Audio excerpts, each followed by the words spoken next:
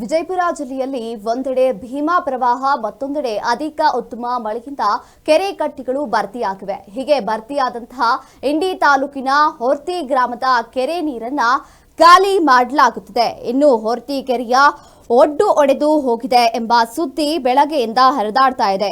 ಈ ಕುರಿತು ಮಾತನಾಡಿದಂತಹ ಜಿಲ್ಲಾ ಉಸ್ತುವಾರಿ ಸಚಿವ ಎಂಬಿ ಪಾಟೀಲ್, ಕೆರೆಯ ಒಡ್ಡು ಒಡೆದಿಲ್ಲ, ಕೆರೆ ಒಡ್ಡಿನ ಭಾಗ ಕುಸಿದು ಹೋಗಿದೆ. ಹಾಗಾಗಿ ಒಡ್ಡು ಒಂದೆಡೆ ಅಪಾಯವಾಗಬಾರದು ಎಂಬ ದೃಷ್ಟಿಯಿಂದ ಸಣ್ಣ ನೀರಾವರಿ ಇಲಾಖೆ, ಕಂದಾಯ ಇಲಾಖೆ ಅಧಿಕಾರಿಗಳ ಸಮ್ಮುಖದಲ್ಲಿ ಕೆರೆಯ ನೀರನ್ನ ಖಾಲಿ ಮಾಡಲಾಗ್ತಾ ಇದೆ. ಇವತ್ತು ಒಡ್ಡು ಹಾಗೂ ಸಾಂಡ್ ನಿರ್ಮಾಣ ಮಾಡುತ್ತೇವೆ, ನಂತರ ಕೆರೆಗೆ ನೀರು ಭರಿಸುತ್ತೇವೆ. ರೈತರು ಯಾವುದೇ ಕಾರಣಕ್ಕೂ ಆತಂಕಕ್ಕೆ ಒಳಗಾಗಬಾರದು ಎಂದು ಭರವಸೆಯನ್ನ ನೀಡಿದ್ದಾರೆ.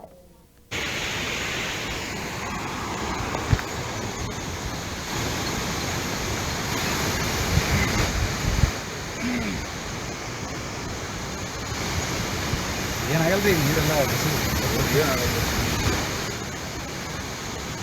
ಮುಂದಿನ ಊರುಗಳು ಬರ್ತೀರೋ ಮೋಡಿ ಹೋಗ್ಕೊಂಡು ಕಡೆ ಬಲಿ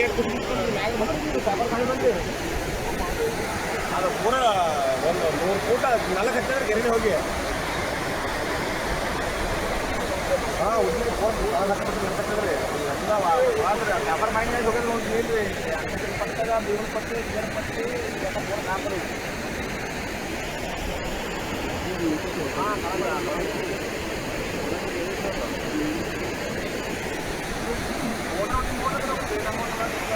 ನಮಗೆ 2 ನಮಗೆ ಇವರೆಲ್ಲರೂ ಅಲ್ಲಿ ಭಾಗದ ರೈತರು ಬಂದಿದ್ದರು. ನಾನು ಸಣ್ಣ ನೀರಾವರಿಗೂ ಕೂಡ ಸೂಚನೆ ಕೊಟ್ಟಿದ್ದೆ. ಈಗ ಅದನ್ನು DC ಅವರು ಸಣ್ಣ ನೀರಾವರಿಯವರೆಲ್ಲ ಕೂಡಿ ನೀರನ್ನು ಖಾಲಿ ಮಾಡ್ತಾ ಇದ್ದಾರೆ. ಒಂದು ಚಾನಲ್ ಮಾಡಿ ಸುಮಾರು ಅರ್ಧಕ್ಕಿಂತ ಜಾಸ್ತಿ ನೀರು ಹೋಗಿದೆ. ಇನ್ನೊಂದು 16-18 ತಾಸು ಸಂಪೂರ್ಣವಾಗಿ ಖಾಲಿ ಆಗ್ತದೆ. ಸಂಪೂರ್ಣವಾಗಿ ಖಾಲಿ ಆದಮೇಲೆ ನಾವು ಡೆಲಿಬ್ರೇಟಾಗಿ ಮಾಡಿದ್ದೀವಿ, ಹೊಡೆದಿಲ್ಲ. ಅದು ಚಾನಲ್ ಮೂಲಕ ಹೊಡೆಯುವಂಥ ಸ್ಥಿತಿಯಲ್ಲಿದೆ ಬಂಡು. ಹಾಗೆ ಅದನ್ನು ಇನ್ನೊಂದು 16-18 ತಾಸು ನಾವು ಹೆಂಗಾರು ಅದನ್ನ ಸೇಫ್ ಗಾರ್ಡ್ ಮಾಡ್ಕೊಂಡು ಹೋದರೆ ಮಾಡ್ಕೊಂಡು ಎಲ್ಲ ನೀರನ್ನು ಹೊರಬಿಡ್ತೀವಿ. ಮತ್ತೆ ಆಮೇಲೆ ತುಂಬಿಸ್ತೀವಿ ಅದನ್ನು.